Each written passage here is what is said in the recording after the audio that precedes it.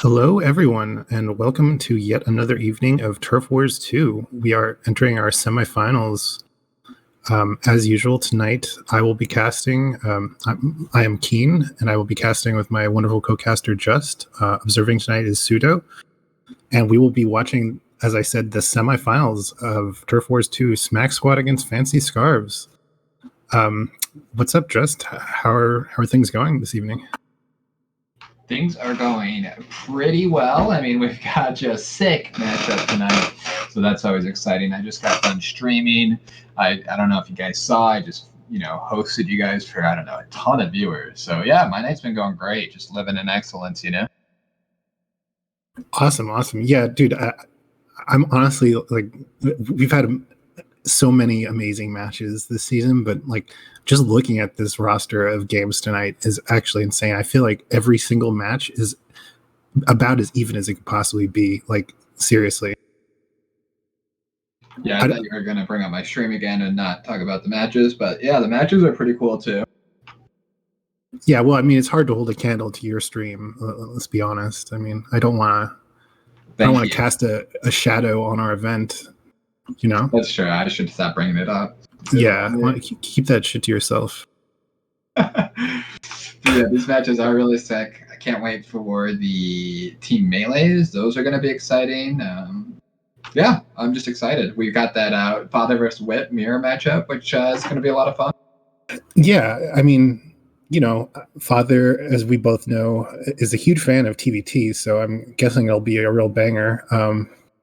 Cross against Scarlet, I mean, that could go either way. I feel like Crane against Machine is honestly like the best match for those two that we could have hoped for, because like both of those guys are like both up and coming stars, and they're both very, very just like super macro oriented players. So we could end up seeing like a really epic late game PvZ coming out of there. And then obviously Jayun versus Striker. I mean, it's like the master and the apprentice fighting against each other is going to be sick. 100%, man. So yeah, I don't know. We're probably waiting on maps to still get picked at. I'm not sure. No, the maps are yeah. So I'll do a stream for the first game to start here. right, yeah. I mean, we did have a little bit of technical difficulties with the connections last week, but I'm sure everyone has gotten that resolved. I'm sure everything is just going perfectly for all of our players this week. I can't imagine 2 weeks in a row of poor connections in our wonderful North American wonderland that we live in. So yeah, we should be entering the first game shortly. And by shortly, I mean now.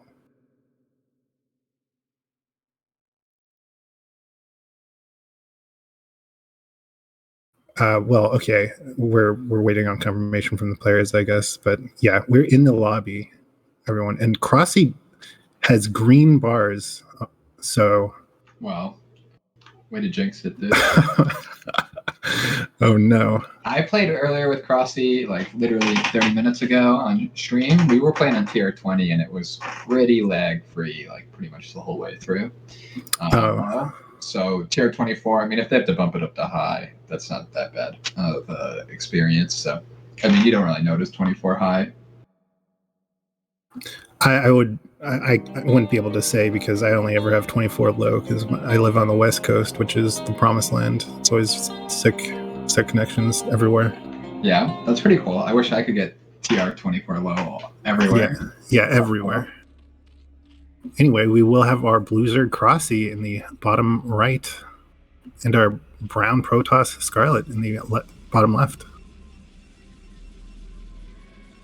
So, honestly, this is kind of an interesting map for Crossy. I'm surprised he picked this. I don't know if he wanted to snipe Scarlet on it or what his reasoning was, but honestly, like, Ultimate Stream is kind of notable for being really, really good for far natural style, like passive Zerg, which is not a style I would usually associate with Crossy. I don't know about you.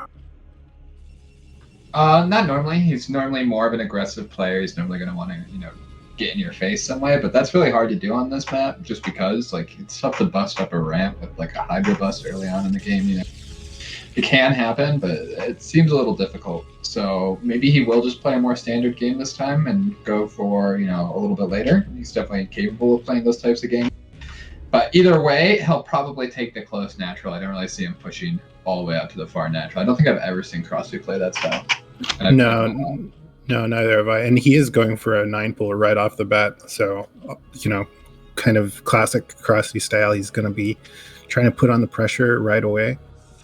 Looks like gate first from Scarlet. So pretty much everything going according to plan. But yeah, I really can't see any kind of threat of a Hydra bust early on in the game. But we have seen a bunch of Zergs in the recent ASL. I think Queen did it, and I feel like Sulky did it as well, where they played that close third style too, and they just went very, very heavy on 3 base Hydra. So clearly that's a viable strategy as well. Definitely. We're going to have to see how Scarlet wants to react to this early pool aggression because, and you can't say this forever, but she is still a new player, I would say. So it's always curious to know how well they know the timings. This should be pretty obvious that it's a 9 pool, so it should be pretty capable. But stuff like this can be tricky where you send out the drone and then all of a sudden you get confused on whether or not that's a 6 pool or an overpool, or a 9 pool or an overpool, and you send out that first zealot and then there's 6 lings on it right away. That can be dangerous. Or if these 6 lings get across the map and then she doesn't have it scouted. So we'll have to see how she wants to play it out from here. It's a lot of lings, so you have to be careful because that first zealot definitely cannot take that many lings on in a fight. Yeah, but getting that scouting info and then also delaying the lings with that pylon, I think, is really, really good. She'll know, reacting perfectly, just getting that forge first. It's a 2-gap wall, so she won't be in any danger of getting busted from those lings. And I feel like it's pretty even now, right? Making her get the forge first, the second pylon before the nexus. Oh, I guess that's actually a 1-gap wall, so even better. Yeah. I would say it's pretty even overall. I like it a little better for Crossy, just because he's able to get down, all 3 hatcheries before she's even able to get down her nexus. But it's not like it's crippling for Scarlet, of course. So. But definitely would want to see that Nexus get dropped down here pretty quickly. This is a lot of zealots that we're going up to, and now the Nexus is getting really delayed. Yeah, for a second I thought she was even going to cannon before the Nexus, which would have been insane. But I guess I missed it a little bit. I thought she got more scouting info, but the Nexus was just so late. Maybe she's a little too cautious, or she's trying to sneak out a little, like a couple more zealots before the Nexus so she can apply some pressure. Well, yeah, that's something that's good about getting such a late Nexus here is that she has been just constantly pumping zealots. And these hatcheries are still late, so it's not like there's a ton of larvae to work with right now. So if she sends out her zealots, there is still a timing here where these zealots are going to be super strong. You can see she's sending them out right now. She's only sending out the first 3 because she's worried about a backstab, which of course she has to be with 6 links so close to her base. So this is actually really smart. This is going to force these lings back, and once these lings go back, well, actually the zealots are going to come home to try and chase them off a little bit. But if she forces these lings back, then she can, really get some pressure done with these zealots of hers. But right now, Crossy's just being so annoying, and Scarlet's, second guessing her move out. And all this time that Crossy's buying right here is really good for him to just, either make more drones or get some lings out. So this is really nice for Crossy. Yeah, for sure. Just the simple threat of having those lings as a backstabbing tool really kind of put the damper on any kind of damage that she could have put on right now. But she is forcing out more lings from Crossy. 5 zealots moving out right now is pretty scary, honestly, for early game Zerg. You have to go up to like 16 lings at least with speed, I think, to deal with that. And yeah, it's very, very tough to deal with. Yeah, but I think Crossy's going to have more than enough here to hold. And that's going to do have speed finishing up right now. I do, as we can see. So these zealots are just going to melt. And then this trade, not very good for Scarlet. And because her Nexus was so far behind, now she's just in a really rough spot where she's going to be economically behind for like a significant portion of this game, I feel like, until she can catch back up here. Yeah, after losing those zealots, I mean, it's really good to force out the lings for sure, but I don't think Crossy's tech was really delayed at all, despite the 9 pool. And he doesn't have to worry about any kind of aggression for the foreseeable future now. because obviously she's going to be on one, maybe two max gateways for the next minute or two, and there's just no way that any kind of zealots are going to be able to do anything. So Crossy can really just drone to his heart's content, get up, his fifth hatchery, sixth hatchery, and just do whatever he wants, basically. I love Crossy scouting all over the map with his Zerglings there, just making sure no hidden zealots are out on the map. It's one way a Protoss player can get some damage done, just sneaking one zealot out, and then it shows up in your third when all your Zerglings are outside the natural. So stuff like that. Crossy's just making sure nothing like that can happen. Yeah, for sure. And in case there's any CPL players watching, the new season of CPL just started, which is like a great learning experience for new players. So anyone who's like less experienced watching right now, that is like one of the ways that you can tell if a player is really, really skilled and experienced at Brood War, is just like constantly being out on the map, trying to get vision, trying to scout, see what where the enemy units are, how many, what kind of tech that they have, just being active constantly. It's a mark of a great Brood War player. We can see getting a full scout off here. Crossy relying only on Hydralisk instead of getting the Spire. What do you think about this, Keen? Do you like this style? It's been getting more and more popular lately. Honestly, I don't know. I kind of like getting the Spire first, but I think it's fine against a gate fast expand, because generally your tech will be a little delayed. And you do have very, very strong mid-game timings with the early Hydras. But I kind of like Spire builds just because you always have that added threat of, getting +1 Carapace and getting like 5 Mutas and just a bunch of Scourge and just controlling the air. Mm-hmm. When Protoss, how do you feel as a Protoss player when you see Hydra only? I actually much prefer seeing Hydra only compared to the Spire as well. There's just more tech switches, more variants that you have to worry about when they have the Spire. Sniping off your Templar potentially. You always just have to have those Corsairs. You can't be nearly as aggressive with them, so you can't afford to lose them if they have the Spire, because you never know when a Muta switch could happen.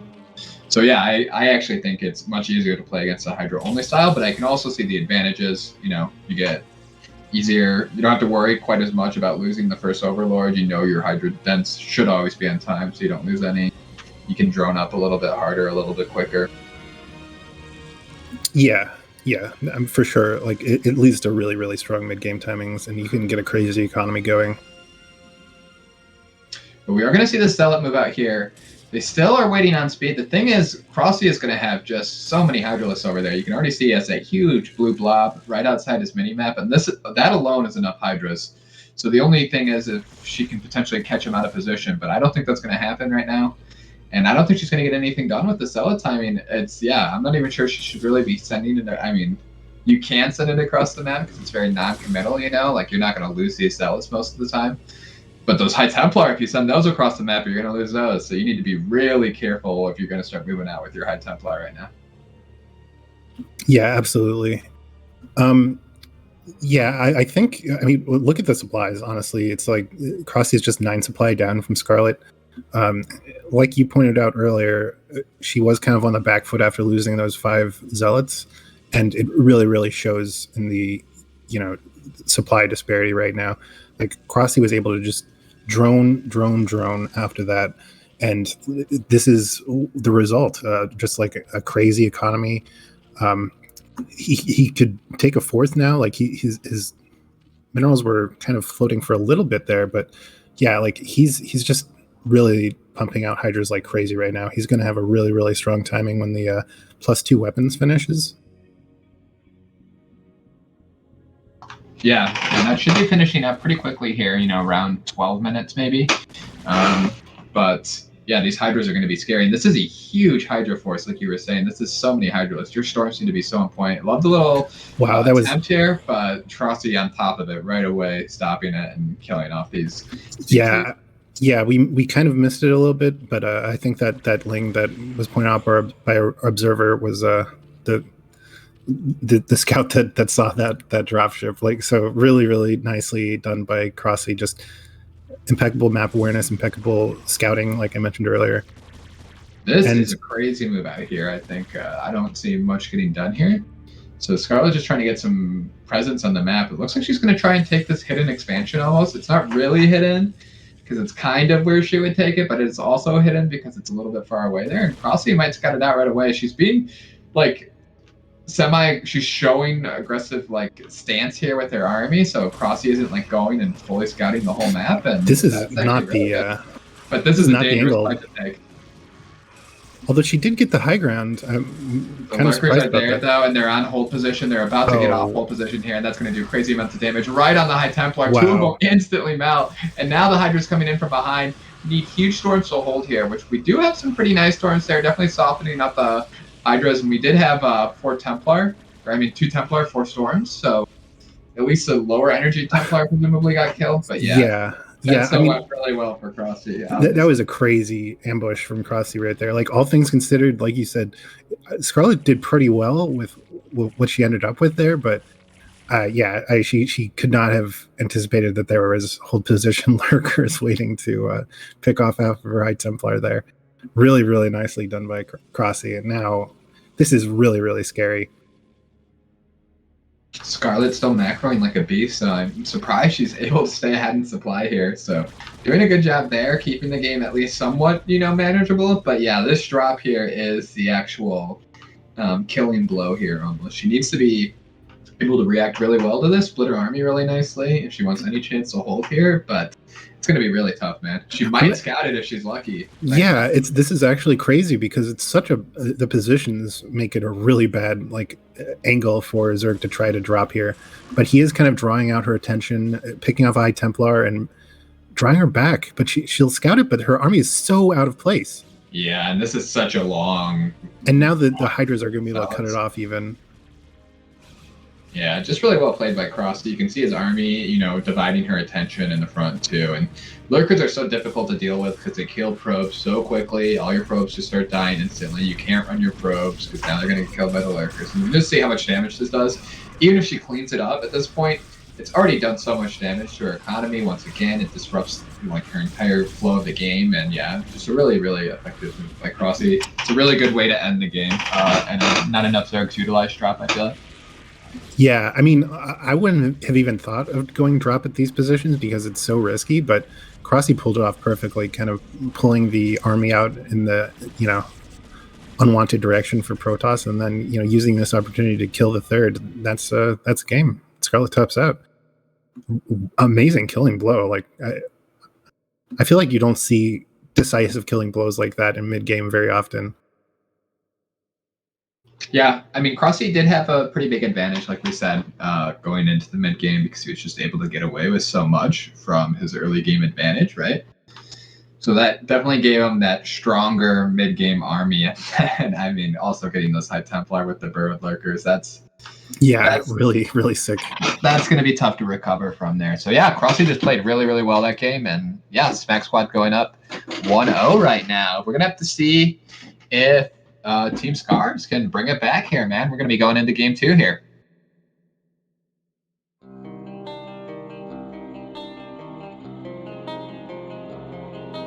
And it looks like this was pre-played, so we will be jumping into the replay right away.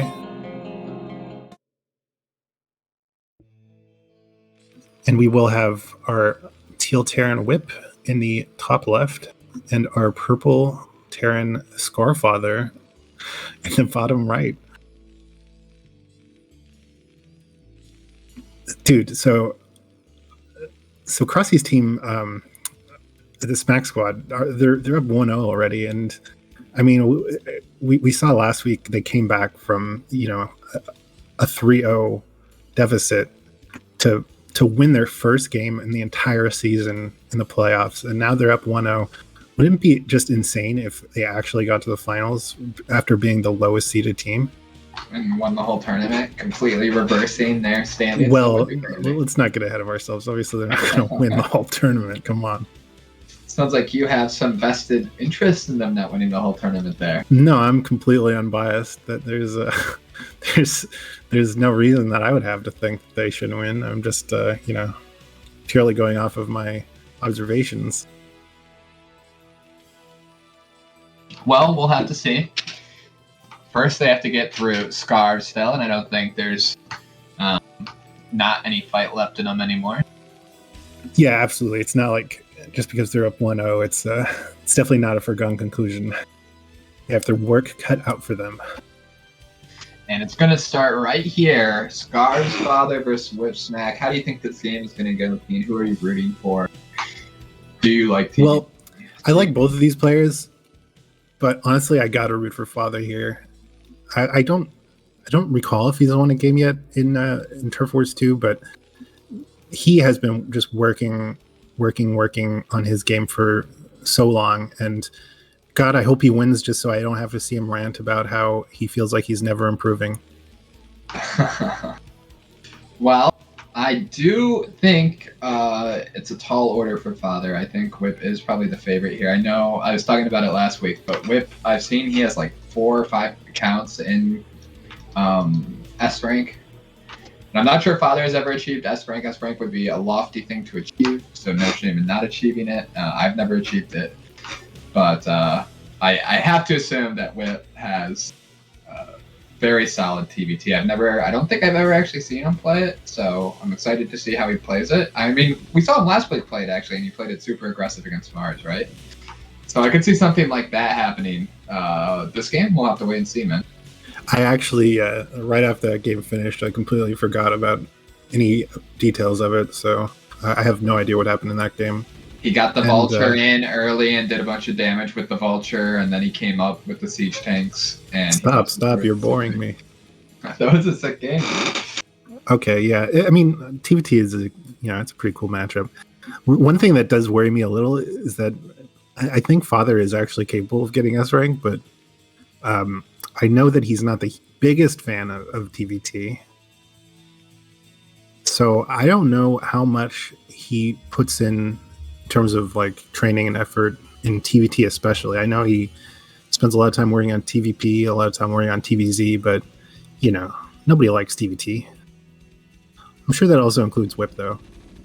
I will say in the month that I played of TVT, you do get it quite a bit. So even if you're not specifically working on it, you're still going to get your mirror matchup frequently enough. Then you'll have to play that.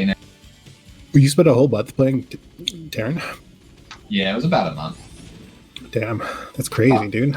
Father getting a pretty good scout off there. He sees the command center. He sees the factory with no add-on, just making Vulture. So he's going to try to get some damage done here with these 3 Marines. This can actually work sometimes, but you need to be careful because his first Vulture here can get, obviously, a lot of value. But looks like so far Father's doing a pretty good job there. He's getting his own Vulture up here, and he does have more Marines, but now it's 2 Vultures against 1 Vulture. But Father doing a really good job microing this so far. Yeah, that was sick. Looks like he might be able to pick one off. There's no SCVs down to repair this, so if one of these Vultures goes down, Father might be able to get both of them and deny the command center, but he's also very worried because his own Vulture is super low. But he's going to come back in with this full HP one, and I think he's going to get this pretty quickly. Yeah, dude. If you get that SCV, this is going to be huge. That was such a good move. Really taking advantage of the extra DPS of the Marines. I feel like the 3 Marines were definitely out DPSing the Vultures in that situation. But Whip is repairing this Vulture now, so it should be fine. Although Father is up with the 3 Vultures now, so yeah, delaying that expansion for so long is going to be huge, though. Yeah, this is definitely really helping Father in the economic side. You can see he's got a starport going up back at home, but Whip, on the other hand, is going to do something very similar to what he did last week, where he goes for a really strong Vulture timing here. So he's going to have a ton of Vultures coming out of 3 factories here with speed and mines, probably. Father, meanwhile, getting that starport could catch Whip off guard, especially if we don't have any kind of armor or anti-air right now. And you can see, he's been denied from this expansion for so long, Key. This is huge. Father's doing it. I feel, I definitely don't want to call something prematurely with Father in the game because he could leave at a moment's notice, but dude, he's doing so well right now. This is huge for sure. This is a massive advantage. He's going to have the tech advantage. He does need to be a little careful here, though, because remember, these are going to speed Vultures against his slow Vultures, and just like Speed Link, if suddenly, 8 Vultures show up out of nowhere, and he gets the SCV again, that's Whip coming out too early with his Vultures, I feel like, here, before he has any kind of advantage here, so he's going to lose all his Vultures again, and there's a Wraith coming across the map. Maybe he wins this fight. Father going to run up the map. He knows he can't hold the contain here any longer. He sees exactly what's going on. Sees 3 factories. Still no armory here. So this Wraith is going to be completely unkillable here. It's going to have free reign. He needs to be a little bit careful about, a counterattack with speed vultures, I suppose. Getting another SCV, though. 23 SCVs at 32 SCVs. That's absolutely huge. Absolutely. I mean, unfortunately, yeah, he is getting tanks now. And I guess he canceled the second factory, which was surprising me. I thought he was getting 2 factories. So it is a little bit of a precarious position now. But I feel like he should be okay as long as maybe he can get a couple supply depots up for a little bit of SimCity in his natural. Otherwise, he could get overrun by vultures, but I don't know, man. There's still no mines on this, and vultures do really, really poorly against tanks. So without the mines, the vultures aren't really a worry. Oh, yeah. And losing those vultures was huge. Not getting very much damage down. So I feel like any kind of counter push potential that he had is kind of neutered right now. Those Marines and the barracks aren't going to do anything. Yeah, he has got a couple of siege tanks with that force, but once again, just 1 or 2 siege tanks. Well, this is actually kind of a big force here, but it is still 2 tanks against 1 tank. He's going to run in and try to get some damage done to the SCVs here. This is actually a really good play by Whip. Definitely going to get some economic damage done here. You can see Father scrambling to get this. The mines do finish up now as well, so now Father has to be extra careful. Oh wow. Did that go off on the tanks? Nope, the tanks are really good at shooting it down. That one's definitely going to go off on the tanks. Oh, no. That was 1 tank. But all the vultures getting picked off pretty well here. Now he has to be a little bit worried about a vulture flood, though. This is something that Protosses have to worry about a lot when there's like a 2 factory. Is once the vultures start getting in your base, man, it's really tough to get them out because they just throw mines down everywhere. Then you have to slowly move down, and you can see the vultures are down. Oh my! Oh wow! Barely hits the mine again. But these ones down at the bottom of the ramp really make me nervous. Like he's going to walk right into them and lose both his tanks potentially. Good thing about mines. A lot of the times they'll kill each other when they explode because mines are stupid too, just like all brood war units. Oh my god, this is. Oh yeah. Oh no. And now more vultures are gonna flood in, and then this was the concern here, and the counterattack seems to be doing a lot of damage. Of course, we still have the Wraith over on the other side. 10 kills on that Wraith though is nothing to scoff at, but he needs. Oh my god, that. Please repair it. That's so clutch. He has still a massive supply advantage here, and SCV advantage if he can just hold on. He doesn't have enough gas, but he needs another factory so he can make more tanks or something. He needs to be repairing this tank with more than just 1 SCV, it feels like. Block with the SCVs. Oh no. Another tank finishing up, and it goes off. He loses that tank, and there's the GG. Oh my god. It's tough to get out of that situation, especially with more units showing up. I don't know. It's tough. There was no Goliath there, so eventually, if you bring back your other Wraith, you probably clean that up, and you might still have a supply advantage. I don't know, man. That's a really tough position. What a heartbreaker for Father. I feel like I don't know if he had time to bring the Wraiths back necessarily. Plus, they do so little damage. I think what he really needed was to just maybe try to get some supply depots up for a little bit of a wall at his natural, or an eBay or something. I don't know, man. But it's really tough. I mean, hindsight is 20/20. Yeah, that tank running into his base really caught him off guard, I think. And just blocking your ramp is so important in situations like that to make sure you can't constantly have to deal with that flood of vultures just running up your base. Yeah, for sure. So team. I'm totally blanking on their name. Smack Squad versus Fancy Scarves. Smacks, man. Taking out Fancy Scarves there. So they're up 2-0 now. Maybe this is going to be a reverse of all their fortunes. And they went from losing every single game to just completely winning every game now for the rest of the tournament. They won't even drop another map. Let's hope not. I mean, come on, we both know they don't deserve that. But Jayun and Crossy for the Smack Squad Team Melee team against Striker and Scarlet playing Protoss. That's going to be interesting. Very, very interesting, actually. I'm wondering how Striker's. I wonder if he'll be on micro duty, or because I literally don't think. Wow. Okay, I can't even tell if Jane's being serious here. He's trolling, yeah. Yeah. Thank God. Yeah, Crossy and Jaeyoon were two real clowns. You know, they're just, you can never take anything they say seriously. Crossy too. Yeah, dude, Crossy especially. He's even worse than Jaeyoon. Yeah, I don't know. They seem like good people, man. Like my kind of people. Yeah, they are your kind of people. Who are you rooting for? Do you want Scars to make a comeback, or do you want him to get shut out? Well, I'm rooting for Scarves now because I mean, like, I feel like I want to see more games in this series. At least I don't want him to get like 4-0'd or something. Yeah, 4-0s are never fun, you know, for the team that is on the receiving end. At least it can be fun for the winning team. It can be exciting, you know. Yeah, but I mean, neither of these are my teams, so I don't really care about them having fun at all. Yeah, you're more of a, like, you want us to have fun, basically. Yeah, I want us to have fun, man. I want to at least see Jaeyoon against Stryker. Yeah, that would be kind of fun to watch. I don't know, man. I don't know. Team Smack Squad, they look like they have a fury in their eyes, man. I do Blood think on their that, like, mind. on paper, Jaeyoon and Crossy as Zerk are probably stronger than Scarlet and Stryker as Protoss. Because, like I was saying, I've literally never seen Stryker off race. Like,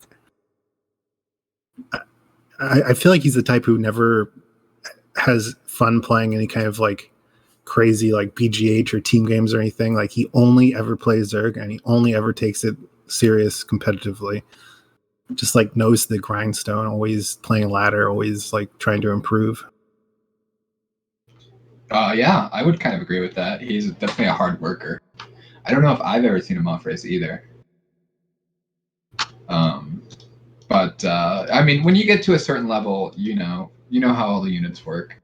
Yeah, and you know, it's Protoss, so it's like it's not like you really need to practice it or have experience playing it. Yeah, it's kind of just like 1A, 2A, 3A stuff. Yeah, it's pretty intuitive. Like, anyone with a pulse can play Protoss. Sometimes people without a pulse. Sometimes, if they're really sick. It looks like all of our players are in the lobby, and we will be starting shortly.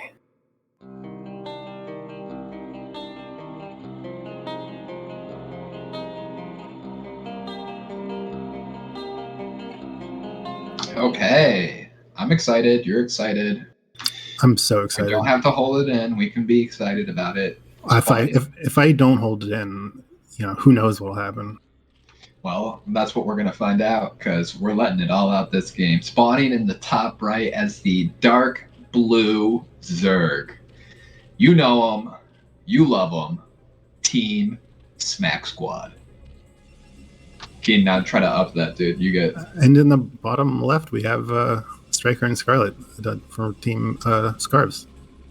Team Scars. Holy moly. You butchered that. That went pretty well, right? Butchered that. Get me a better. I did my best. Tried my best. I need an announcer voice, Keen. Team All Scars. Come on, yeah. man. We're getting paid for this shit, man. Look, I tried my best, all right? What more do you want? No, it's okay. It's okay. I mean, sometimes my best I'll just carry your ass again. Yeah, carry me across the finish line. Hell yeah, man. Put me on your back. Well, what do you think we're going to see this game? Because it's kind of looking like a Forge Fast Expand here. Yeah, well, I guess this is a Whirlpool, right? I wasn't paying attention. Yeah, I was just thinking about how sick my intro was. It's it's a Pendrome there. Pendrome. Okay, so it's a 9-pool. 9-pool, cross map against Forge, so get fucked, Jaeyoon and Crossy. Definitely going to feel very good once they scout this. They actually are being really greedy and only sending out one scout, too. They didn't even bother to scout bottom right. And they're going to get rewarded for it. So sometimes greed does pay off, boys and girls. Yeah, greed and recklessness. Just poor choices sometimes pay off, really. So they're going to know, well, I mean, they kind of scouted in. Now they're going back in for the full scout. So now they'll see this. They'll know double up on the cannons, play it safe, be happy. What do you think about this cannon placement there? It's fine. You can do that and this is actually so nice, Team Melee, to like. I know they're not gonna. This is like worst case scenario for going 9 pool, dude. Yeah. Actually, I don't even know why they would go 9 pool, because I feel like the resurgence of 9 pool is kind of a reaction to gate fast expand, but I really don't feel like it's that great. Like it's not horrible against Forge because you do force out the 2 cannons, but I still feel like Protoss has a slight advantage, and they should know by now. Protoss for sure, yeah. They should know by now in Team Melee that like Protoss almost has to go Forge fast expand, because they can just get fucking styled on if they go gate fast expand against the one player who's using Lings. And I mean, who's ever scouting, they should literally never lose that probe if it's, all they have to focus on. Even against 6 Lings, it's easier to micro. Oh, yeah. Until the Lings have speed, it's so hard to pick off a probe if it's like being microed by just one person who's just sitting there doing only that. Yeah, so it seems like it's an understandable strategy, but yeah. It's literally the worst strategy I could have ever thought of.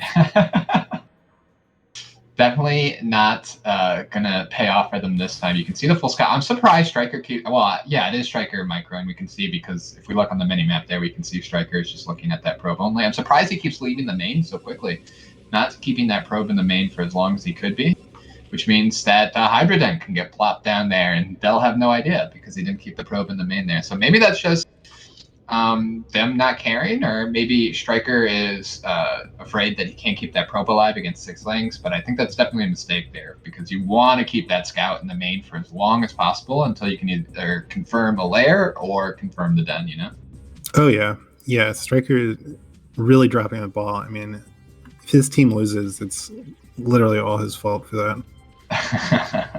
That's not what I'm saying, but there's no way this is getting in here. You can already see the Lings coming back to cut this off. And yeah, even with the scouting disadvantage that they have, though, I mean, it's still cross map, right? And they already have 2 cannons, and the probes will still stay alive for the foreseeable future because they're not going to be having link speed anytime soon.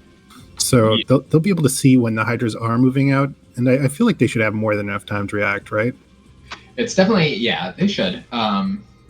It's very hard to die to. I mean, it's not hard to die to like Hydras cross map, because you can die to Hydras at any time in the game because they're just really strong if they catch you unaware. But obviously, it's way harder to get caught unaware when you have all the time in the world. And we can see a robotics facility going down, so that's most likely going to be for Sarah Reaver, which is going to be super cool. I don't think we've ever seen Sarah Reaver in a Team Melee game yet. No, but it should be a blast to watch. I mean, having one player focusing on microing stairs, but also being able to like fly around constantly with the Reavers will be pretty crazy. Maybe they'll have one person only focus on the Reaver and one person only focus on the stairs. Yeah, and no one focus on the base. Well, that way you don't have to worry about like mismicroing the Sayers and then trying to drop Sayers instead of like dropping the Reaver, You don't have to worry about that because someone else is controlling the shuttle. Oh. Yeah, that makes so much sense. Then one person can macro the natural base and one person can macro the main base. You don't ever have to worry about mixing up your bases. You just both macro. I was like thinking, I woke up in the middle of the night, a couple nights ago, and I was just thinking like, how fucking sick would it be if they got to like split map stage, and then one player could have like one quadrant of the map and another player could have another quadrant of the map, and it'd be like fucking 2 versus 1 or something. I think that would be really sick. Yeah, that'd be sick as fuck, dude. I don't think we'll ever see that. I've had some pretty sick Team Melee games though over my history. Really? Yeah. But getting back to this one, we can see the Hydras are, taking out the gateway here, but I don't think this is going to be enough to bust, but they're still pumping them out, and they are really going hard here. And this is, kind of dangerous, man. I don't know if that's enough cannons. Ooh, it's definitely scary with the Forge dying. They should have another one building in their main right now. So it's a little bit of a tough position right now, but once the Reaver pops, I feel like it's really good. Yeah, they should go right now. I think 6 cannons is not enough to hold right now if they were to just go, but they're taking too long. And if that Reaver gets out, the the minute you have one scarab, the threat is over. You're not busting this, you know? Yeah, it's really, really hard. And this seems pretty all in. I mean, they are building the fourth hatchery. I don't know what the drone count is like, but they're definitely going to be behind on tech. Hilaire hasn't even started. Yeah, this feels very all in. 6 drones. And they're going in right now in the natural, but I mean, Oh my doing good god. work.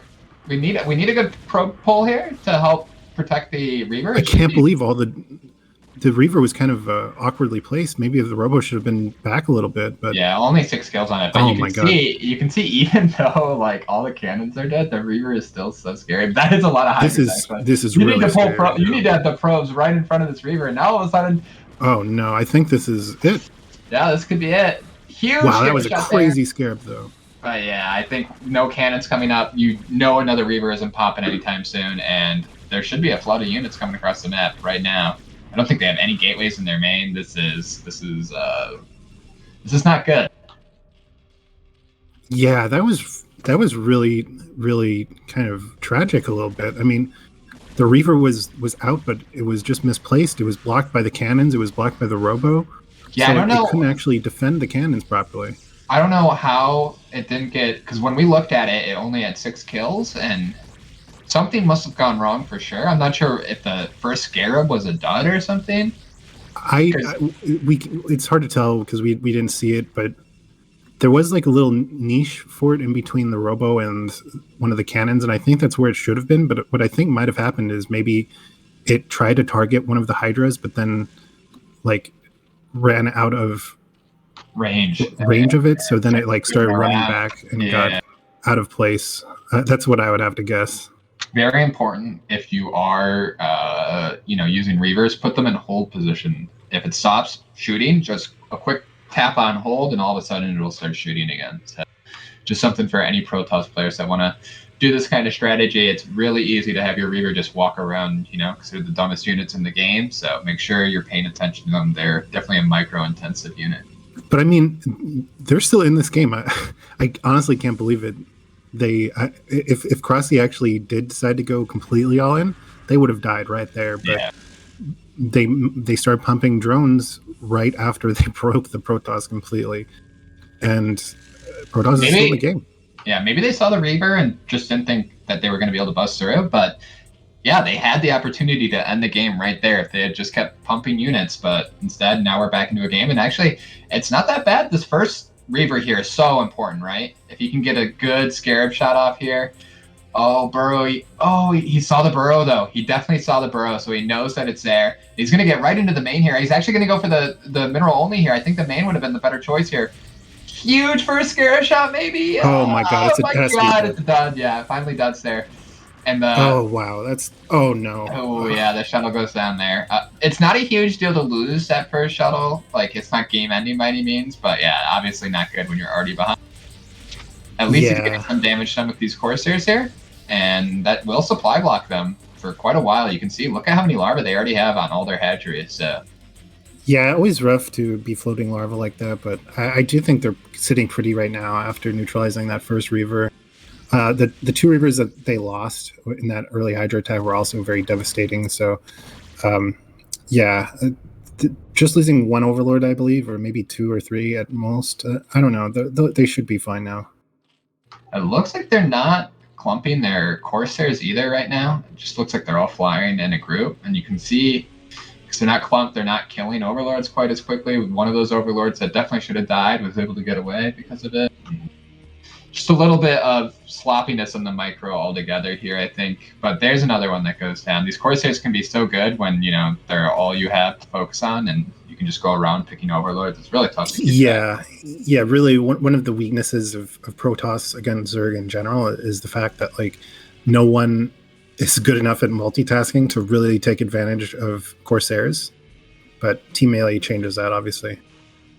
Yeah, when you can just sit on top of them, they're way better than Scourge are. You can micro them way better, And yeah, you can just really get a lot of damage done with them. Right now, though, they're doing a really good job of just keeping their units all over the map. You see those Mulas out. Those are going to try and pick up a shuttle that moves out on the map, and it's really tough to stop them because even though Corsairs are good, they're not, super fast at killing Mulas. They're pretty quick, but they won't instantly delete them. Yeah, it's still we see our Protoss is actually down in 10 supply right now, or well 6 supply now, but yeah, I don't know. I'm not sure what their best route back into this game is because they are taking their third mineral only now, but it'll be quite a while before they get a third gas up, which is very very important. Um, and yeah, they have this. They have the Corsairs, which obviously are going to be huge, and they have Reavers and some Zealots, but otherwise their army is pretty sparse. Yeah, I'm not even sure they can hold this third base, to be honest. This is like it's really hard to micro Reavers, man. And Hydralisk can just jump on top of him. He doesn't even have a shuttle with these Reavers, so this is like super scary. This base looks like it's probably gonna have to get canceled here. But this isn't. I mean, the mute is how many mutas is that actually? It was like 8, and they're all gonna get deleted. Oh wow. Okay, well that's pretty good. It's because it's not a huge army of hydras, right? So yeah, no, it's not that scary. The Mutalisks definitely were the ones that were adding the punch there, but you can see behind it, Crossy has really, or well, Team Smacks have really, upped their drone counts. They're sitting on a very healthy economy now. Tons of hatcheries. Yeah. And now, like, the Hydra army is pretty scary when it's coming across the map with this many Hydra. Yeah, like you said, tons of hatcheries in particular. They're up to like 9 hatcheries now, I believe. So this is a lot of Reavers, so this is still like a scary fight to take, right? Like maybe you lose this fight still. Especially attacking uphill. Yeah, especially attacking uphill when the person should only have to focus on the Reavers. The Reavers still not getting maximum value here. I would love it if they were sitting a little bit closer to the top of the hill. Yeah. This attack seems a little too forced. I don't think it's going to bust through. Meanwhile, these Corsairs can get lots of work done. Yeah, and they did rebuff the attack at the third, so I think they're fine in that regard. They're going to get a couple more Overlords. They're even going to open up potential for a DT to slip in there. Yeah, I would love to see a DT on the map. I was just about to say that, Keen. Great StarCraft Mines, Nick-alike. Oh, yeah. Look at the supply advantage now. Yeah, you can see Scarlet also has a great StarCraft Mine making that DT. Let's see if Striker can find some damage with it. Yeah, and I was just going to say, like, first of all, Team Smackswad had amazing vision on the map with like Overlord spread everywhere, but honestly, it's kind of reckless to do that when you know that all these Corsairs are still out. Like, I was surprised by the big Muta switch, and then I was also surprised that they just have all these Overlords sitting around because it's kind of just asking for trouble. Yeah, this is so many Corsairs, man. And look at how, oh my god, he is going to get that DT in. He has found a path for it all the way over to here. I think it just got spotted there. But there's not enough to even stop it. This is a lot of Corsairs. They can actually tank a lot of Hydralisks when you have 10 Corsairs. That damage, if you're not targeting down one Corsair and it's spread out between all of them, is actually, like, they can tank a lot. And you can see how many Overlords they're killing. It feels like Smackswad is just getting supply blocked like over and over. And over. That is actually such devastating damage. Like, I don't know, for those of you out there who aren't Zerg players, it's hard to explain how annoying it is to get constantly supply blocked by these Corsairs. And like, look at how much gas they're losing with the Scourge. Like, they just made, what was that, 10 Scourge, 12 Scourge, and they got maybe 1 Corsair? Yeah, I think they got like 1 Corsair. Now, the big advantage they obviously have going for them, though, right, is that they're going to be on 5 bases pretty quickly here. Their economy is still insane, right? Like, they have an insane amount of drones. And Team Scars here, they're stuck on 3 bases. They can't even get that 4th base up yet. I mean, these Reavers are really, really scary, and they're really, really strong. But the rest of their army is still super weak. It's like a couple of Zealots, not a lot of Dragoon. And, yeah, it's just they still have a lot of uphill climbing to do if they want to win this game, it feels like. Yeah, I like the little tactical Hydra Force to come in and try to snipe the High Templar, but I mean, the fact is there isn't that many High Templar to begin with. Most of their punch is kind of in those Reavers right now, so they kind of just have to sit tight anyway. But they're still losing a bunch of Overlords. Like, they're just now look at their jump in supply. They went to 210 supply because they've only been making Overlords to deal with this Corsair pressure. Actually insane. Yeah, really, really tough position for the Zergs there. But like I said, because they have such a strong economy, they're actually able to afford doing that, and they're able to keep up with supply as they're doing it. And like you said, even though there's not a lot of High Templar, the fact that he's able to just snipe off, he got like 2 like full energy Templar, like that alone slows down this push a lot. And it buys them time to just catch back up in supply. And you can see because their economy is so strong. Look at how many drones Crossy has, man. He's still pumping drones. Team Smack Squad is just going to have a massive army here. Yeah, the one thing that they haven't done any damage to is the drone count, which does hurt for sure. Not, generally when you make Reavers, you want to at least get like one drop off where you can get like a few drones at least. But just letting the Zerg sit at like 50, 60 drones for the entire game is really, really rough. And I take it back. It's not. I thought it was Crossy that was doing the macro, but it's definitely JY now that I look at the mini map a little bit longer here. So JY, yeah, a guy that's known for having crazy macro, showing us why he's known for having crazy macro, because he's just got so many bases, so many drones, and so many hatcheries. That's the crazy part. He has so many hatcheries all across, so he's able to reinforce super quickly here. And yeah, I think he's got Hive Tech finish now, and this army is going to have 3/3/3 pretty soon, Adrenal, Plague, and it just gets harder for Protoss from here on out for the rest of the game, it feels like. Yeah, absolutely. I feel like the tipping point would come if Team Scarves can secure like a 5th and a 6th base and start really like pumping up the probe numbers and getting past like 200 supply. But yeah, like there's no signs of any stopping this Zerg right now. They kind of lost their window for applying pressure with the Corsairs. Like Zerg just has so much now that they're probably not going to lose any. Oh my god! And I think they lost a few High Templar again there. Yeah, I don't see any High Templar with that army. No High Templar, and this is pretty heavy on Dragoons as well. I don't know where the second shuttle is, but I mean these Reavers will do some work, but. Yeah, honestly, this is not the army comp that you want to be having going into late game against Zerg. Yeah, the good thing about the Reavers is that they really make Dark Swarm kind of useless, so the goons still have some impact. You're not going to sit your army under Dark Swarm if there's Reavers shooting at it. So.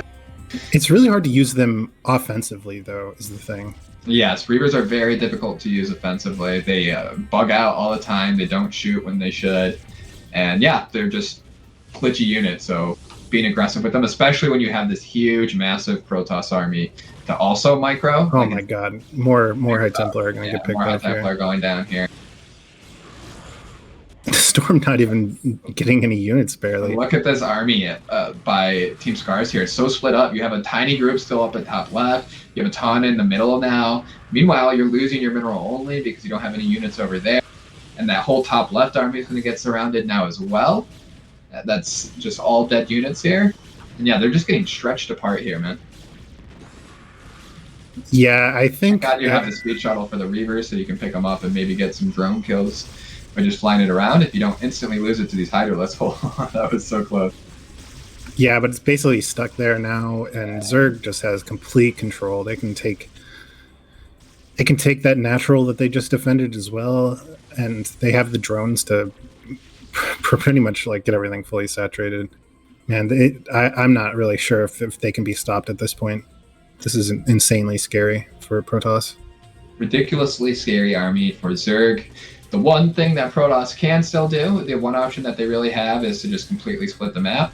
If they're able to do that, then the game should still be in their favor. But when Zerg has this much at his disposal, it's going to be really, really hard to ever secure bottom right. Yeah, and they have perfect scouting. Whenever Protoss tries to move out and take something, they can just backstab like they're doing right now. And even if they lose this attack, which it looks like they will, but I mean, it's still doing damage. It's still clearing out some of those cannons. So Protoss is going to be forced to reinvest in static defense here. And yeah, I feel like this has already done its job. Like it's already shown the threat. And they're actually shutting down this base too now. So that is a lot. It's a lot of Reavers. That's really scary, but not exactly the positioning that you want there. It is going to clean this up now, but yeah, I don't know, man. Once again, you're holding all these fights, kind of, right? Like this fight, you might not even hold. But look at all the units just spreading across the map, and Zerg can reinforce way faster than Protoss can in this matchup. Yeah, Once I they feel have like all these hatcheries, and you can see just slowly whittle down the Protoss army. Zerg has like 12 plus hatcheries right now. I feel like Yeah. Zerg actually has more hatcheries than the Protoss has gateways, which is not something that you see every day. Yeah, definitely not. And yeah, this is starting to look. I mean, it's not starting to look. It is at this point pretty hopeless when Zerg is on this many bases and Protoss is stuck just down to 2. One that is barely alive. That is probably going to get shut down here the minute Zerg focuses on it. Massive supply advantage, and yeah, Smack Squad's done it, man. They're coming up 3-0. Yeah. Yeah, so I mean, assuming some crazy act of God doesn't strike down and doesn't destroy our Zerg team here, I think we will be going into Game 4 with a 3-0 lead for Smack Squad. So it'll be up to Machine as the last standing player for Fancy Scarves to bring home a win. I will say that I do think Jaeyoon and Crossy were the favorites from the get-go here, because not only are they both experienced Zerg players, whereas it's only Scarlet on the Protoss team that really plays a lot of Protoss. Jaeyoon and Crossy, for those who are unaware, have actually played quite a few games of Team Melee together before, specifically against other pro gamers. So I feel like they've played against some lower level ASL Protosses. They played against Sharp, and they've actually taken games off of professionals, even though it's 2v1, 3v1 or whatever. It's still pretty impressive.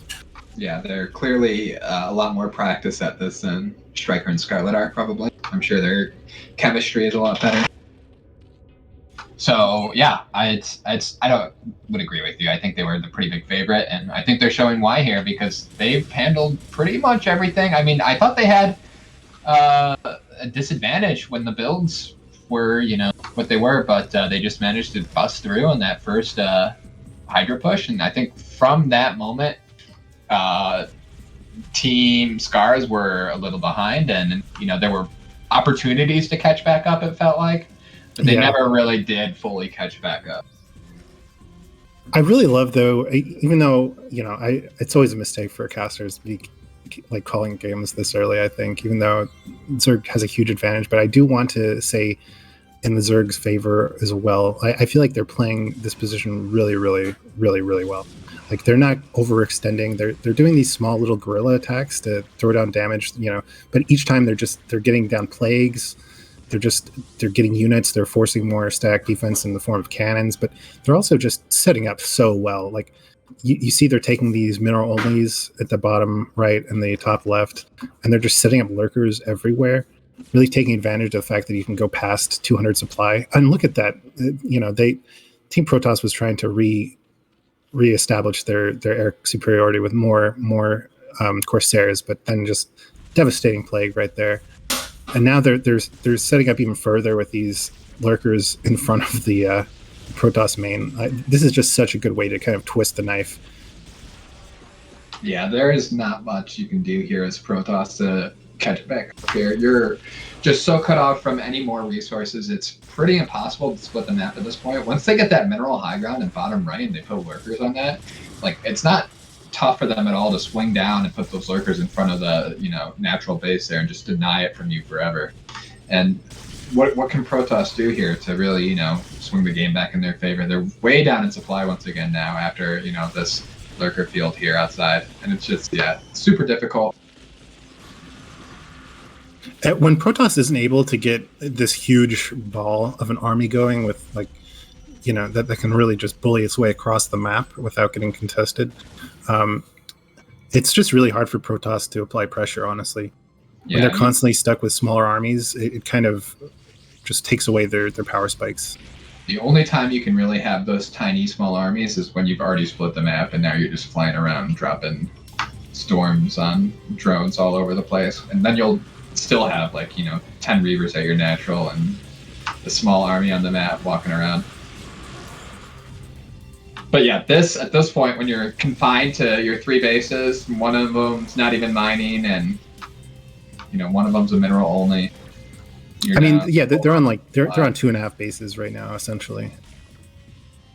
It's just It's just a tall And order. But you can't yeah, blame them for trying to, it's their tournament life on the line here. And they're down 3-0 now, man. So I don't know. It's going to be very difficult for Team Scars, man. Team Smack Squad, horrible regular season. You show up for the playoffs, That's always been a lot of people's mottos, Don't study, but you still do good on the test, stuff like that. I think it's more like don't do your homework, but you study and do well on the test. But yeah, we will be joining our fourth game, potentially final game of the tournament, like you said, or of the semifinals rather. Machine against Crane. This is On almost the one that I'm most excited for. Does that sound crazy? Does that sound crazy, man? Like, this is what I might be the most excited for. The Crossy versus Scarlet game was pretty exciting, like when I was looking at it, but this one just feels like the players are just that perfect match for each other where, like, I think they'll have a really good even game that could be sick. Yeah, I totally agree with you, actually. Crane is sort of an up-and-comer, kind of he was a former CPL Protoss. He graduated recently in the last CPL, I believe, and he just recently started hitting A rank and so on.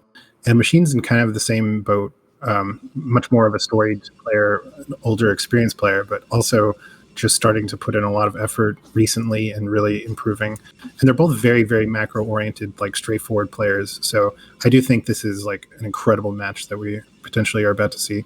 But we have our gray Zerg Machine in the bottom left and our puke yellow Protoss Crane in the top left on Hidden Track. What do you want to tell us about Hidden Track, Keen? What are you just dying to tell us about it? Oh, well, honestly, I've been playing it a little bit. I actually practiced a little bit with Crane. So honestly, I think it's really good for Zerg. I feel like it's a lot of confined spaces, but I feel like there's a lot of places, like there's these double bridges outside of the naturals where it's really good for lurker contains, in my opinion.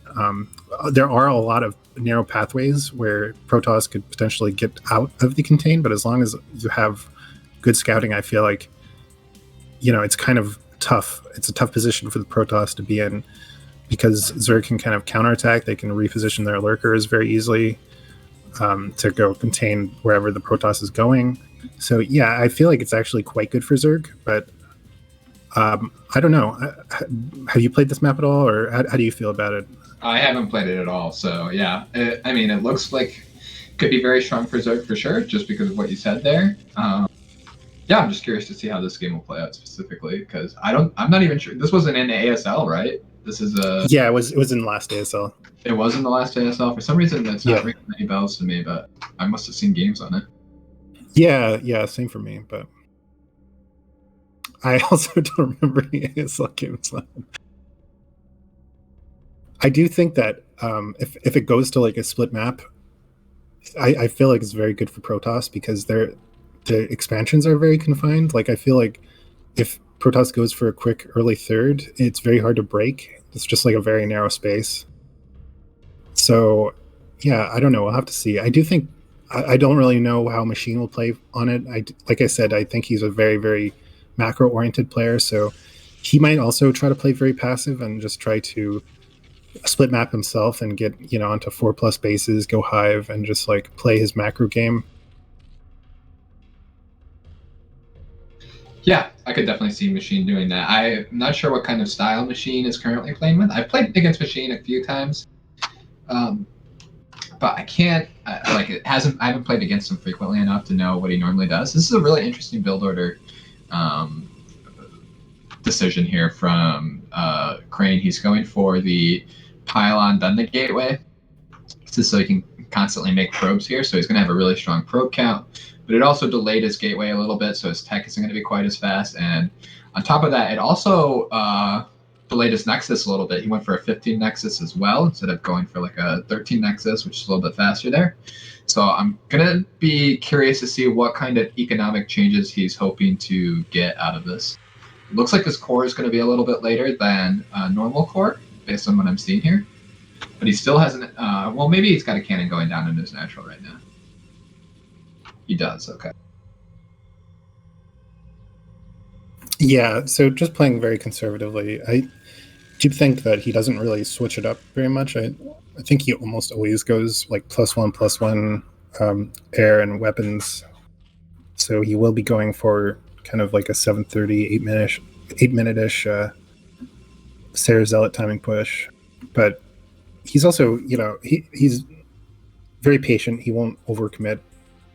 Most likely, you know how it is as a Protoss player. You can kind of you can like sprint in with your crazy zealous and then just like run away if it seems disadvantageous. Yeah, It's not like you have to commit. but most of the time you'll just commit because we're dumb Protoss players. Yeah. Machine actually getting a little supply block there. I actually missed that. Did he lose a Overlord to a cannon? Was he fully or was it just like? Or did he make a Was it red supply? Yeah, it was red supply.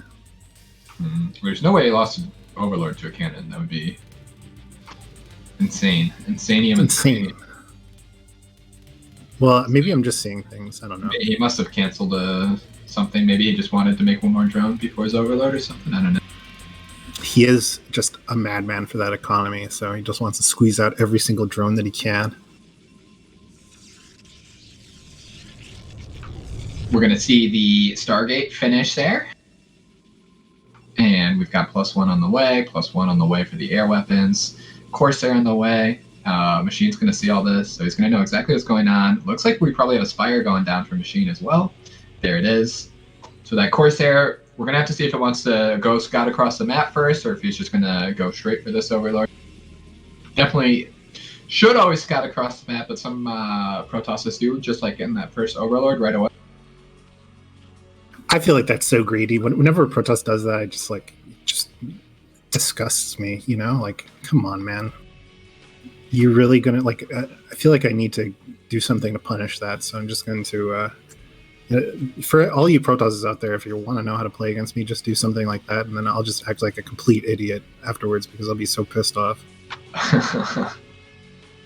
So this should, once you see the Spire is not finished, or if you see it pop, even if they start making a Scourge right away, you should have enough time to get at least one Overlord. As long as it's like in sight, that you can start attacking it right away. So this is actually going to work out really well for Crane. He's going to get 2 Overlords here. And meanwhile, he's going to have a really strong +1/+1 timing coming with 5 Corsairs. It looks like this is the very standard, very tried and true Bisu 1/1 attack here. So. Oh, is that a Bisu thing? I didn't even know that. It is a Bisu thing. I thought it was like a shuttle thing or something. Maybe it's a shuttle thing. I don't know. I could be wrong. He seems like the kind of guy who pioneers builds. Shuttle is a really intelligent. He's one of the 5 dragons too. Oh, who are the other ones? Like probably like Mini, Rain, Harangi too. Yeah, and these Mutalisks are going to be really tough to deal with. We don't have a cannon finished yet in the main. It was super late, this cannon. And the Corsairs actually are not, this is not recommended. So I don't know how he's going to deal with this. Really, really tough to deal with, Mutalisks getting there. This is one of the best ways to do it. Send those Zealots across the map, force the Mutalisks home. And while you're doing that, you're going to want to drop some cannons back in your main here. But already the damage has been done. So really, really. Yeah, we heard, I think, one of the sets of Scourge there connected with a Corsair, so he lost a Corsair as well. He is going to potentially do some damage here, but oh wow, that doesn't block. Okay, so just running straight in. He can potentially snipe the Spire here. That is a lot of mutas, but committing so hard to all these mutas, I'm not sure if that's like the best decision. I feel like Crane will definitely get cannons up in time, and he should be able to snipe this Spire. Let's see. I don't know. That is a lot of Mutalisks. They might be able to kill off all these Zealots. Oh my gosh! Wow. Yeah, that was so close. They have some insane DPS when they're all shooting like that. But I mean, getting the Spire, it would have been nice. It's not like the end of the world because he's probably not going to be making any more Mutalisks. We already saw the Hydralisks popping too, but those Zealots really did not get the kind of value that Crane was hoping for. I mean, when you do a +1/+1 timing and you lose all your Zealots like that, you feel really, really far behind. Especially when the Zerg didn't lose anything, right? He lost 2 drones, I think. This is a little bit nicer. Please, oh my god, he needs to stack these Corsairs. Yeah, they need to be all hitting there. Good split by Machine. That was actually pretty sick. Yeah, he's not going to catch any of these, so really, really nicely done by Machine. I mean, he still does have this. Now he does have like air superiority with this big Corsair fleet, but I mean, the thing about Mutalisk is that you run in with the Mutalisk, and they're really good at distracting for a couple of Scourge to get off, and it doesn't take much to. Where is he going with these Corsairs? Oh my god. Yeah, these Mutalisks, if they fly back into the main, can definitely be annoying again here. I don't know if they can jump. I mean, it's only 2 cannons. They probably could kill it. The Corsairs will get back in time to shut that down, but look at the supplies already, man, for Machine. Yeah, this is looking pretty bad for Crane. He took a lot of damage from those mutas, and just I don't know if it's nerves or what, but yeah, like going so far out on the map with those Corsairs when the mutas are still all alive is really, really risky. He's gonna, oh no, that's just devastating. He's got a lot of cannons here too. He's making another cannon. I mean, what's the point of all the Corsairs if you're making another cannon and your mineral lines all over the place, right? Like, gonna have to use the Corsairs to defend against the Mutalists at some point. Yeah, but Machine is actually playing this fantastically. I mean, doing so well to keep all of those mutas alive against all of these Corsairs is actually insane. They are very bruised now, so they don't have too much life left in them, but I mean, if we look back at Crane's base, he's still only on 6 gateways, it looks like. Maybe that was even 5 if I miscounted there. And, 5 gateways, 10 minutes into the game, that's not good. It's Robo's not even done.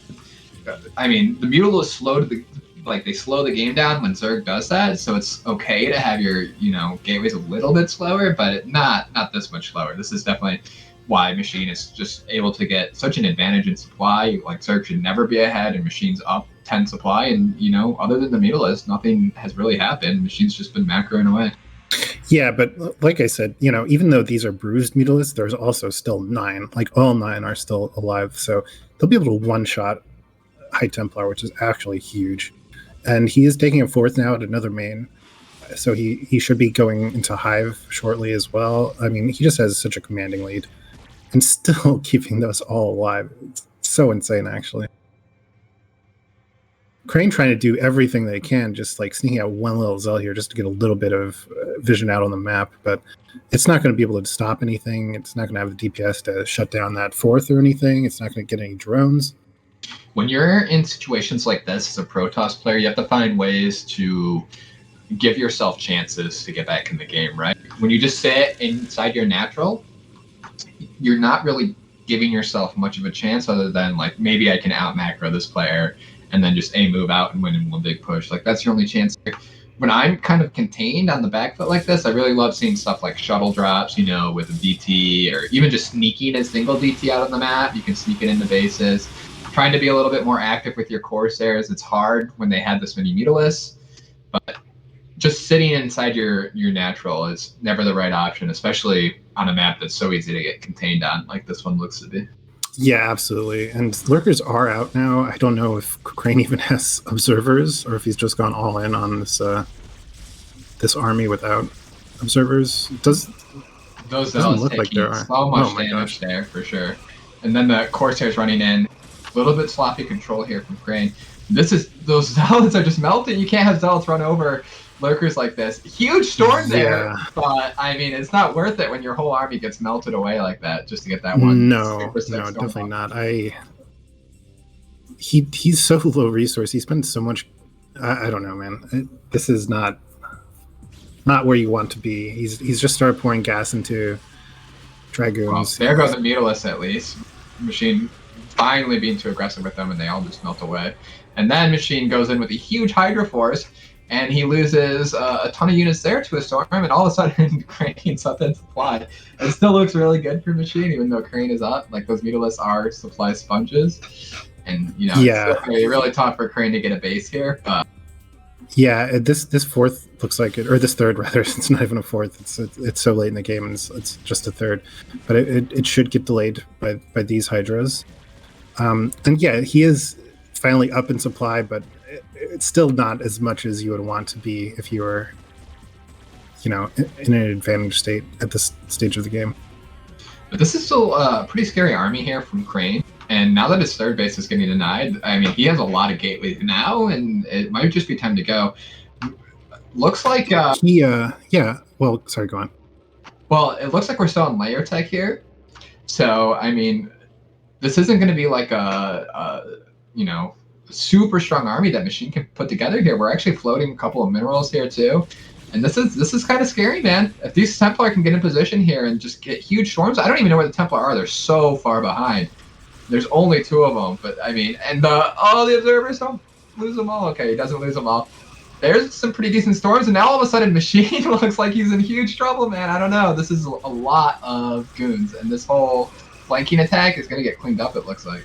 That was an amazing angle for Crane. That was actually the best he could have hoped for. But the fact is he still doesn't have any kind of zealot backbone to reinforce with these. And letting those lurkers get so many hits, even though they're right in the middle of the Protoss army, is absolutely devastating. Yeah, I think this is going to get cleaned up shortly. I'm so surprised there isn't a larger reinforcing army here. He has a lot of gateways. There should be just, 8 zealots coming across the map, every 30 seconds. But we haven't seen like a wave of zealots come yet. It looks like he's still reinforcing with dragoons. But oh my god, he might break even despite losing so many dragoons in kind of unfortunate ways. But I don't know if he kind of backs away here and waits for reinforcements. I think he has a chance to actually break Machine. It's going to be really close. But where are the zealots though? It's just more dragoons. Why he needs to be making zealots? I feel like. Zealots definitely get across the map a lot faster. The goons, if you have zealots to tank for them, you don't need to be constantly reinforcing goons because they'll just stay alive during the entire fight. But when they have to tank for themselves, they get melted pretty quickly. What a tragic storm. Yeah, not the best storm there. That was a better one, but you can see the reinforcements are finally starting to overwhelm there. Even though the supplies still look really nice for Crane, Machine set himself up into a better position if this game can just continue here. But I don't know, this third base, a good play by Crane. Crane's floating a lot of minerals and gas as well, and he definitely needs to be spending all his resources very quickly here. Getting this base shut down hurts for sure. If he can actually pincer this army and save this base, he might still be okay, but it's a really awkward position for him. Especially if he loses this, it looks like he will keep that Overlord. The Observer, sorry. And he's still doing okay as far as supply is concerned, but I feel like, okay, yeah, Machine is on Hive now. So he should be getting Crackling soon. He'll be getting Defilers out. Definitely the crazy game that we were hoping for here, man. This is really back and forth here. Crane, now with this third base up, it's not like Machine's army is suddenly going to be super strong just because Hive's finished. And what are Crane's upgrades here, man? If he has really good upgrades, he's +3 attack. Not actually going for the 1/1 like most players do. I think that would have been really, really nice when you're sticking on such a strong goon army in the mid game to have that extra armor during the whole Hydra battle. But with the +3 now, at least you don't have to worry about Zerg ever catching up in armor with your weapons attack. You can just focus on your own armor upgrades. So that's going to be nice for him. You won't have to worry about that. And he's getting another base now, and all of a sudden, he's going to have a really strong army if he can just keep macroing on. Yeah, the tough part is that his third was actually taken closer to the Zerg, and I was saying earlier that I think it's pretty tough to crack these bases when they're established, but it's so close to the Zerg base, and if you just get a couple Defilers there, they'll be able to just blank it with Dark Swarm and shut it down pretty easily. So he's going to have to commit, probably 3 or 4 High Templar there just to keep it alive. And his main army is still going to be somewhat weak. Yeah, and he's still very goon heavy in this army. He doesn't have any kind of Reaver transition coming or Speed Shuttle transition coming. It's all just goons still. And the minute Defilers get out, goons lose a lot of value very quickly. Oh yeah, absolutely. So yeah, I would really love to still see way more Zealots, more Archons, more High Templar. Pouring all this gas into Dragoons is not great, especially going into late game. But, he does still have that +3 weapons advantage. We just saw Zerg is still on +1 Carapace only, so Zealots will still be able to shred these Zerglings, even with the Adrenal upgrade. So I really wish he would just... Yeah. I wish he would just dump a bunch of resources into Zealots and try to power through. Look at bottom right for Machine. Machine has, nothing there. Yeah, even just sending 12 zealots down to bottom right, and you probably kill both these bases. I mean, with the one lurker there, you just run past that, run up into the main, and that whole base gets wiped out super quickly. And zealots are super fast, man. It's tough to deal with zealots just running across the map like that. You need to be Yeah. really well positioned. And this one Templar might be the saving grace here for this base. This is really tough to break through with the one high template, a huge storm, man. Getting so much damage. Lurkers are so hard to attack effectively with, especially in tight chokes like this. So I still think it's going to be pretty tough for him to ever break that base. Yeah, but we see Crane kind of struggling with the map terrain here, trying to go past those two bridges and not having any luck with that. But he should hold this base. He has units reinforcing. The High Templar are really what he needs here. Dragons aren't going to do a thing. He really needs Reavers here, because even with High Templar, it's very hard to get Storms to effectively clear out an entire Dark Swell. Yeah, I totally agree. And the great thing about Reavers, too, for those who are unaware, is they are very mineral heavy, but they're not so much super gas heavy. So you can still make a bunch of High Templar, a bunch of Archons, while you're making a bunch of Reavers to really make sure your bases never ever die. Yeah, Reavers are just a complete necessity late game PvZ if you want to, really take your level to the next game, your StarCraft playing ability. I'm all about taking my StarCraft playing ability to the next level. You should also buy some gunners then, man, and those cool snazzy glasses. I hear those. Whoa. Dude, that's a name I haven't heard in a while. Gunners, are they still a thing? Do they still make those? I can't imagine they're still a thing. Did you know anyone who had gunners? I don't think I knew. So I fucking hope that I don't know anyone who ever had gunners. It's still trying to break through this base, and he's slowly making progress on it, man. There's no Templar left over here, and all of a sudden, when they're all heading the Nexus, that Nexus goes down very quickly. The one thing that he's doing well is he's just expanding all over the map. He's forcing Machine to really multitask here to shut down his bases. And I feel like he's running out of resources. So. Yeah, I feel like he's just kind of giving up on this base, which I feel is like it's a pretty big mistake. But at the same time, if you are going to give up on it, just like go send your whole army somewhere else. Like don't half-ass it. Yeah, you might as well. There's still nothing at the bottom right from Machine, so like I don't know, man. Well, okay, so he does have a couple Sunkens there. He has a Nidus, but Nidus is okay. Now he's losing this too. I think he might just be falling at the seams. Crane just doesn't have a large army right now, unfortunately for him. He only has 100 supply. He can't max out here. He doesn't have any kind of map presence. Machine's just able to get all over the map. He's shut down the 9 o'clock base, and now he can his units are so much quicker. He can just come over and shut down the top right. And we're still like, when you're having bases get overwhelmed like this, like a wave of zealots, so nice. You can just grab that wave and right click over, and then you can kind of forget about it. The zealots will just clean everything up. The zealots are chads. Yeah, that they are. But we're just not seeing any zealots this game, man. We're seeing too many goons. Yeah, I think maybe Crane was a little nervous or what, but I don't know, man. Yeah, I feel like he could have swung the game in his favor so many times if he just had more zealots in his army. Definitely, I think there was an opportunity in the mid game where he could have potentially busted through Machine. But when you're doing those mid game timings, it's so important to send all your units that you're making in a big reinforcement wave, and that gives your attack more oomph, right? If you would send 8 zealots, to buffer for your 15 goons that stayed alive during the fight, all of a sudden you're going to have a huge second wave that it's going to be tough for Machine to deal with. But when you're only trickling 2 goons and a High Templar, and then 4 more goons and another High Templar down every minute and a half, that's not going to be enough to really bust through. So it's going to be able to reinforce and hold you off, and that's what Machine did, and he was able to take the game after that.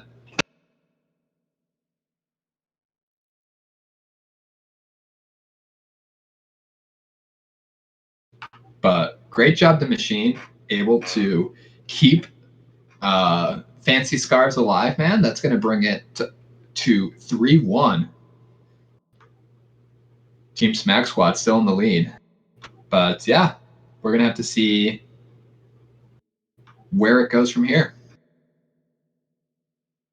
We're going to be going to another Team Melee here, I believe, if I'm not mistaken. I'm not sure what happened to my co-caster here, Keen. It seems like he suddenly disappeared on me. So I'll just try to keep the stream entertained while we wait for him to get back. And this is going to be Striker Machine versus Jaeyun Whip. And Jaeyun Whip are going to be playing Terran, so that's pretty interesting. I think this might be the first TVZ we've seen in Team Melee. I don't know about that. Okay, don't interrupt me and don't contradict me. I'm so sorry. I didn't realize you weren't finished talking. Anyways, this might not be the first TVZ we've seen. We may have seen one before. So. But I don't have very good memory, so who knows? Anything could have happened. Actually, you're probably right. I mean, there's fucking no one in North America plays Terran, right? So it's definitely the first one. It's definitely the first one. Whip and Crane played a TVZ or a TVP versus. Definitely the first one. This is the second one. The second TVP. Definitely the first one. Oh, it is the first one. You're right. That was the TVP that they played, not a TVP. You just said that. Well, God, do you even listen to yourself? No, I just talk. You should listen to yourself more. You're absolutely wonderful. But we will be jumping into the game right now. Any second now. Any second now. Any second. What a game, dude. So, still, semifinals on the line here. Who do you think? Do you think? I feel like Striker and Machine. I don't know if they've lost any games yet. I feel like they're like the fucking dream team. I don't know. But Zerg against Terran and Team Melee. Come on. I mean, Jaeyun doesn't play Terran, but like everyone knows that Terran as a race in general is brain dead as fuck, and then TVZ is literally the most brain dead shit. ZVZ. They lost one ZVZ. It's literally the most brain dead matchup in the entire game. They've won all their other ones, and they've played every week. So, like, literally, you don't need a brain to play TVZ. They're probably the best Team Melee team. So, if you lose as Terran in Team Melee against Zerg, you should honestly just uninstall Brood War. Why do you say that? Because haven't you been listening to me for the last 10, 15 minutes? I was being a stats guy. I was giving the crowd, the fans, the stats. They like it when you do that. Oh, I see. Okay, it's because TVZ is the most brain dead matchup in the game. Are you whining about balance? Because I have a stat book on that. It happens, 3. Yeah, go look at the stat book for Terran versus Zerg and tell me what the stats are for that matchup. 60 times a cast. And then you can extrapolate even further for the Team Melee, because Terran has a huge advantage compared to Zerg. Zerg actually has no advantage in Team Melee compared to just playing by themselves. I don't know if you do that. It's actually a disadvantage for Zerg to play in Team Melee. Yeah, we're like lone wolves, and when lone wolves travel in packs, things go poorly for everyone. Yeah, they become pack dogs, pack animals. Yeah. Can't be a lone wolf if you're in a pack. Well, it's just a different type of pack. It's a pack of lone wolves. It's just not very good. They're not very good at being lone wolves at that point. Have you seen the?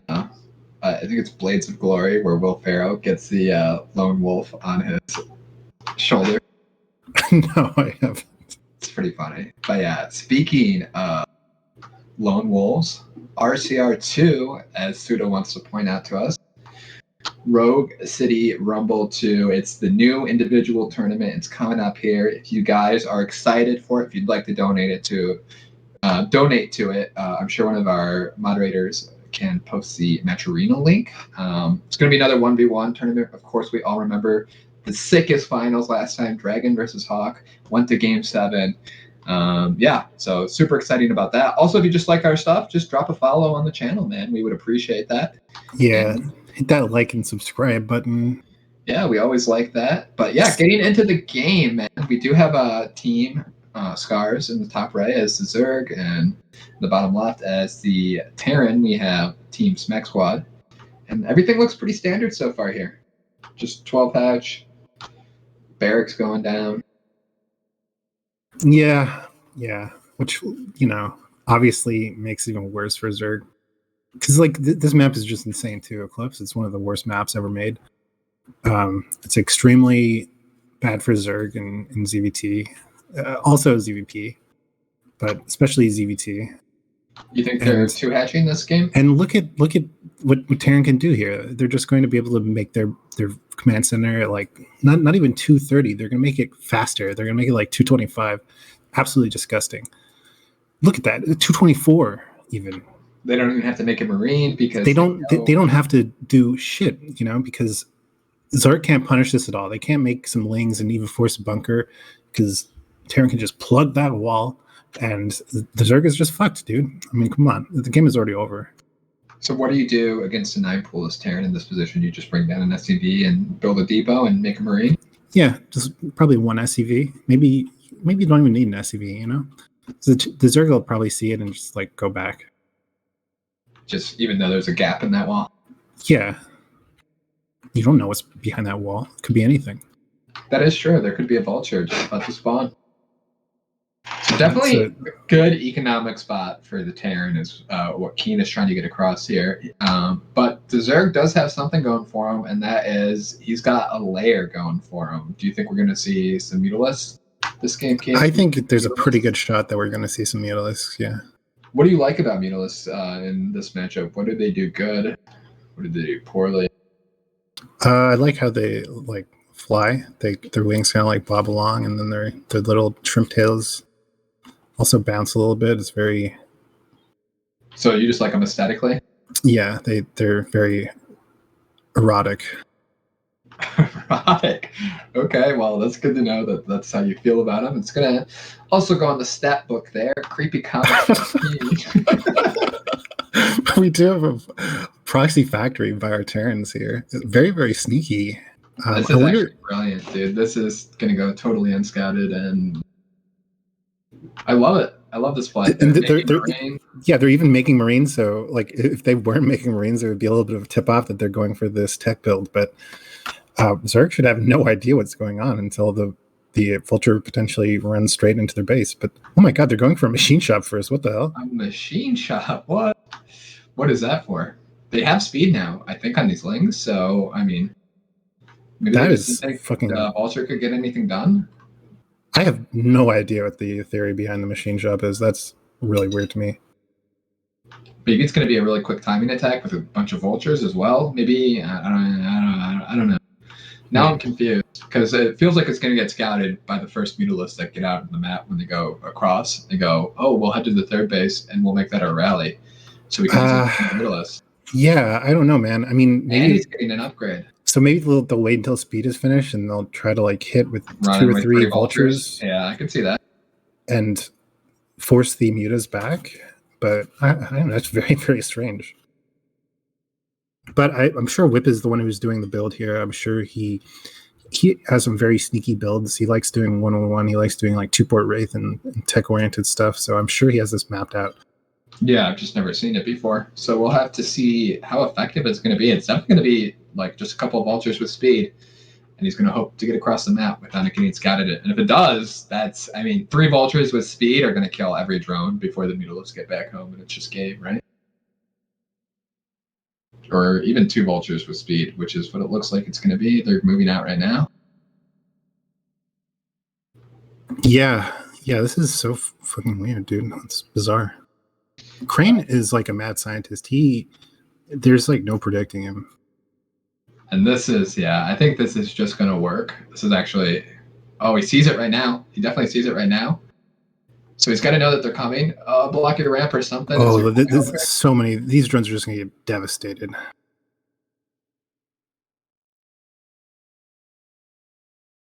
Yeah, this is so much damage. 3 drones down, 4 drones down, 5 drones.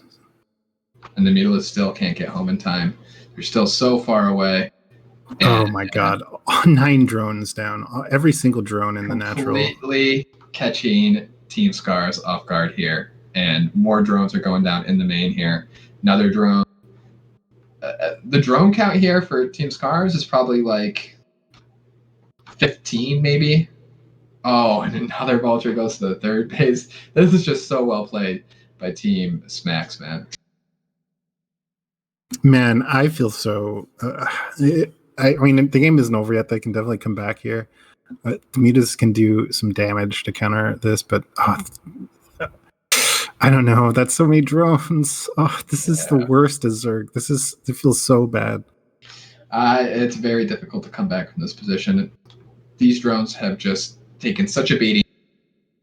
And yeah, I just love the strategy. So crazy. He waited for speed. I never would have thought. I know. I didn't even know what I was watching when I first saw the machine shop finish, but yeah, that is crazy. What a crazy timing. And it hits so perfectly right when the mutalisks are moving out across the map.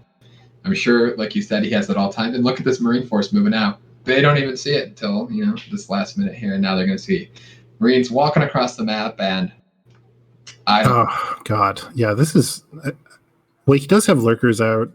Yeah, I guess the lurkers can hold there. He's still more vultures, though. Just adding insult to injury. I feel so bad for the Zerg. Look at that. 2 drones. That other one that was already hurt, trying to get up the ramp, gets picked off last second. So nasty, man. It's so nasty to watch. But yeah, that's the risk you take. As I was saying, TVZ is just a completely brain dead matchup, so... Very unfortunate that it went unscouted. They scouted it just at the last minute, but it was too late. It seemed like it took those mutalisks a while to get back home. Maybe they thought they could just do counter damage in the main. I wasn't quite sure. I mean, look, he's not even sending them home now. This one vulture has just killed 5 drones, 6 drones. One vulture just doing work over here, and the mutalisks are picking off the factory, not where they need to be. And there's going to be a GG right there. And yeah, Team Whip, man, what a crazy build. I love it. So interesting. Such a cool timing.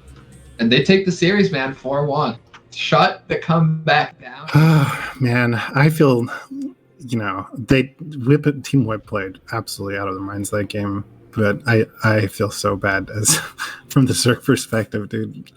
It's so rough to have the final match of a series decided by this crazy little, tech timing there. Man. The beauty of StarCraft, man. Anything can happen at any point. You always have to be prepared. And their scouting just was not there that game. That sneaky factory, really well placed, and yeah, just perfectly timed. It is hype as fuck, though. I'll be honest. Like we've been saying, Smack Squad, they didn't win a single game. Their first match in the quarterfinals, they were the lowest seed, and they ended up coming back from a 3-0 deficit to win the next 4 games, and now they have this convincing win against the second place team from regular season, Fancy Scarves, and they will be facing my own team, Team Hawk, Team Dogecoin Millionaires, in the finals. So that is truly a redemption story. I can't wait to see them just get utterly crushed by us next week. It is going to be exciting, man. I can't wait for that series either. It's going to be super hype. We're all going to be here to watch it. And yeah, we can't wait. I think I've said that right. But if you enjoyed the games tonight, and if you enjoyed the season in general, I feel like we've seen some crazy, crazy games. Like Jess was saying right before this game, please consider donating for our future events. If you'd like to support North American Brood War in general, we have every top player participating in these events, and we are going to be running another individual Star League for North American players in the fall, in the winter moving forward. So please consider donating. And even if you don't, like we said, please follow if you enjoy our content. Please participate in our chat, join our Discord to keep up with our events, and yeah. 100%, man. Thanks so much for tuning in tonight, guys. Once again, this was Turf Wars, the semifinals. We are Rogues Gallery. Keen, you have anything you want to add before we clack out for the night? I just want to say it, as usual, it's a pleasure casting with you. Thank you so much to Pseudo for being a wonderful observer as always, and thank you everyone for watching. Yep. Peace out, guys. Have a good rest of your night.